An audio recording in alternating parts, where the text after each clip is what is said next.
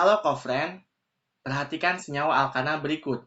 Di sini ada 4 senyawa alkana. Yang pertama, N-pentana, kemudian 2-metilpentana, lalu 2,3 dimetilbutana, dan 2,2 dimetilpropana. Urutan senyawa berdasarkan kenaikan titik didihnya berturut-turut ditunjukkan oleh angka.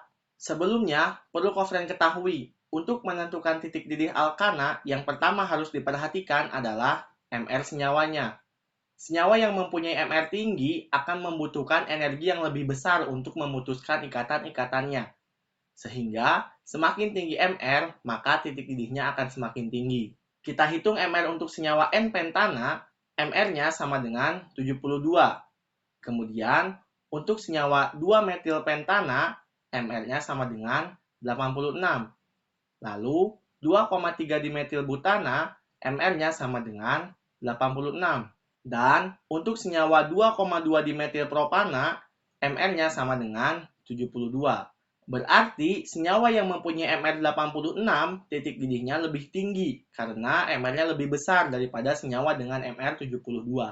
Kemudian, apabila MR senyawanya sama, maka langkah kedua yang harus diperhatikan adalah cabang dari rumus struktur senyawa tersebut. Karena senyawa dengan banyak cabang mempunyai titik didih yang lebih rendah daripada senyawa yang tidak bercabang. Kemudian, kita gambar untuk masing-masing senyawanya. Yang pertama untuk N-pentana, lalu 2-metilpentana, kemudian 2,3 dimetilbutana, dan yang terakhir 2,2 dimetilpropana. Dari sini kita bisa mengetahui urutan kenaikan titik didihnya.